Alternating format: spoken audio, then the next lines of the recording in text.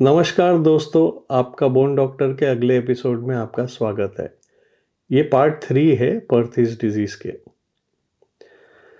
तो यहाँ हम स्टडी करेंगे थोड़े और प्रोग्नोस्टिक फैक्टर्स जो हमने पिछले एपिसोड में बताए थे। तो हम देखेंगे modified Elizabeth town classification bye Benjamin Joseph of Manipal. ये जर्नल ऑफ पीडियाट्रिक ऑर्थोपेडिक्स 2003 में पब्लिश किया गया है। तो एवास्कुलर स्टेज देखते हैं। स्टेज 1A होता है, एपिफिसिस एवास्कुलर होती है, मतलब ब्लड सप्लाई रुक गई होती है और एक्सरे पे ये डेंस अपीयर होता है, लेकिन एपिफिसिस की हाइट मेंटेन्ड होती है। स्टेज 1B में लॉस ऑफ हाइट होती है, थोड़ा एपिफिसिस डेंस और स्क्लेरोटिक हो जाता है, बट फ्रेगमेंटेशन नहीं होता, एपिफिसिस एक पीस में होता है। स्टेज 2 होता है फ्रैगमेंटेशन स्टेज। स्टेज 2A में एक या दो फिशर्स आते हैं एपिफिसिस में, जैसे वो हीलिंग शुरू होती है हिप में। स्टेज 2B में एपिफिसिस फ्रैंकली फ्रैगमेंटेड होता है। अगर दो से ज़्यादा फिशर्स हो और हेड काफ़ी डिफॉर्म हो गया हो तो ये स्टेज 2B में आता है। ये स्टेज है जिसमें मैक्सिमम कोलैप्स होता है एपिफिसिस का। तो स्टेज 2B के बाद पेशेंट्स का प्रोग्नोसिस पुअर होते जाता है। स्टेज 3 होता है ऑसिफिकेशन स्टेज। न्यूबॉर्न जो इमेच्योर होती है वो फॉर्म होने लगती है पेरिफेरल एरिया में ऑफ द एवास्कुलर एपिफिसिस। ये स्टेज 3A है। स्टेज 3B में lamellar bone of normal texture आने लगती है। Peripheral 1/3 of circumference of the epiphysis से आपको लैमेलर बोन दिखने लगती है। और स्टेज 4 होता है हील स्टेज। इस प्रोसेस में रीवास्कुलराइजेशन और रिपेयर कंप्लीट हो गया होता है और कोई एविडेंस नहीं होता एवास्कुलर बोन का एपिफिसिस में। अब हम देखेंगे catarrhal classification, grade of the disease. तो एक्सटेंट ऑफ एपिफिशियल इन्वॉल्वमेंट भी प्रोग्नोसिस के लिए इंपॉर्टेंट होता है। तो ग्रेड 1 होता है जहां less than half the femoral epiphysis involve होता है। स्टेज 2 होता है आधे से ज़्यादा इन्वॉल्व होता है। स्टेज 3 में 3/4 ऑफ द हिप इन्वॉल्व होता है और 4th में मोर देन 80% हिप इन्वॉल्व होता है। तो स्टेज 1 और 2 में सर्जरी यूजुअली नहीं लगती, कंजर्वेटिव ट्रीटमेंट से ठीक हो जाते हैं। स्टेज 3-4 में सर्जरी कंसिडर करना पड़ता है। फिर हम देखते हैं हेरिंग क्लासिफिकेशन में। अब हम बात करेंगे हेरिंग क्लासिफिकेशन के बारे में। ये लैटरल पिलर क्लासिफिकेशन कही जाती है।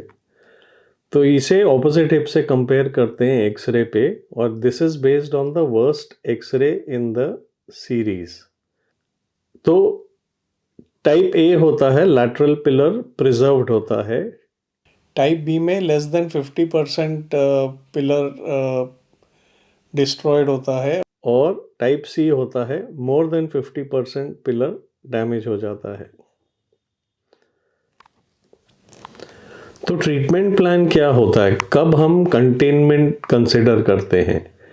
कंटेनमेंट का मतलब होता है कि हेड को कवर करना एसेटाबुलम के साथ। ये दो तरीके से होता है यंगर एज में। या तो आप फीमर को वारस ऑस्टियोटॉमी कर दें और एसेटाबुलम के अंदर डाल दें, या तो आप सॉकेट में ऊपर सर्जरी करके एसेटाबुलम को थोड़ा और बाहर की तरफ ले आए ताकि वो फीमर हेड को कवर करे, या कभी कभी कंबाइंड प्रोसीजर करना पड़ता है।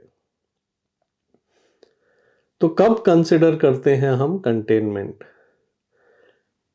6 साल के बच्चे के लेस देन 6 ईयर के बच्चों में कंटेनमेंट हम कंसिडर करते हैं only if extrusion occurs, because ये ज़्यादा करके कंजर्वेटिव ट्रीटमेंट से सही हो जाते हैं।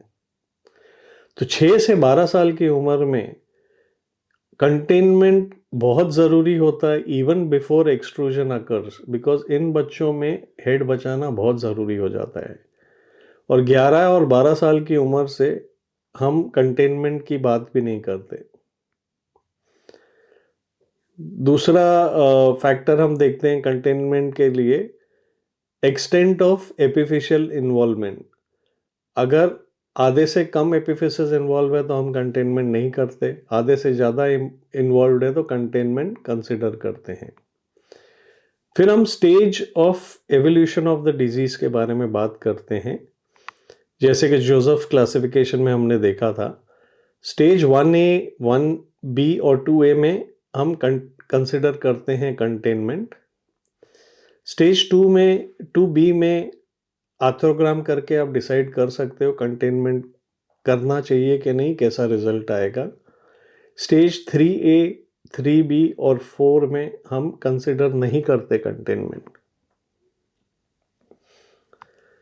सो फीमोरल वायरस ऑस्टियोटोमी कैसे नेचुरल एवोल्यूशन परथिस डिजीज का ऑल्टर करती है। तो बेंजामिन जोसेफ का आर्टिकल है जर्नल ऑफ पीडियाट्रिक ऑर्थोपेडिक्स 2005 में, जहां उन्होंने सीरीज ऑफ पेशेंट्स दिखाए हैं कि जिन्हें कंटेनमेंट ज़रूरी होती है। अगर आप फीमर वायरस ऑस्टियोटोमी करते हो तो फ्रैगमेंटेशन स्टेज बाईपास हो जाता है, बीमारी का हीलिंग एक्सेलरेट हो जाता है, जल्दी हीलिंग हो जाती है और extent of femoral head extrusion बहुत कम हो जाता है। मेटाफिशियल वाइडनिंग और हेड एनलार्जमेंट भी बहुत रेयरली देखा गया इन केसेस में। और क्या हम देखते हैं कंटेनमेंट करें या नहीं करें। तो ऑल मूवमेंट्स अगर रिस्टोर्ड है तो वायरस डीरोटेशन ऑस्टियोटोमी करते हैं। अगर इंटरनल रोटेशन अलोन रिस्ट्रिक्टेड है तो वायरस एक्सटेंशन ऑस्टियोटोमी करते हैं। इंटरनल रोटेशन और एब्डक्शन रिस्ट्रिक्टेड है, जिसे हिंज्ड एब्डक्शन कहते हैं, जैसे कि आप इस एक्सरे पे देख सकते हो आर्थ्रोग्राम में। एडक्शन अच्छा है, लेकिन जब आप एब्डक्शन करते हो तो हिप का हेड लैटरल पार्ट जो एक्सट्रूडेड है वो हिंज करता है एसिटाबुलम में। तो इन केसेस में हम कंटेनमेंट नहीं कंसिडर करते, लेकिन इन अ ओल्डर चाइल्ड हम एक्सटेंशन वाल्गस ऑस्टियोटोमी कर सकते हैं या काइलेक्टमी कर सकते हैं, ताकि वो पेनफुल एरिया एब्डक्ट नहीं हो एसिटाबुलम पे। तो अगर हम टेबल बनाएं तो ये टेबल आप देख सकते हो, कंटेनमेंट करना या नहीं करना।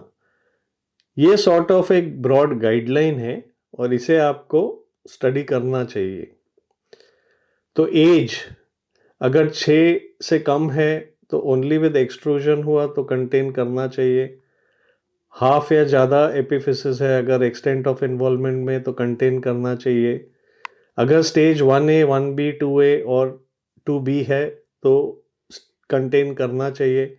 एक्सट्रूजन प्रेजेंट है तो कंटेन करना चाहिए। Range of hip motion normal है तो कंटेन करना चाहिए।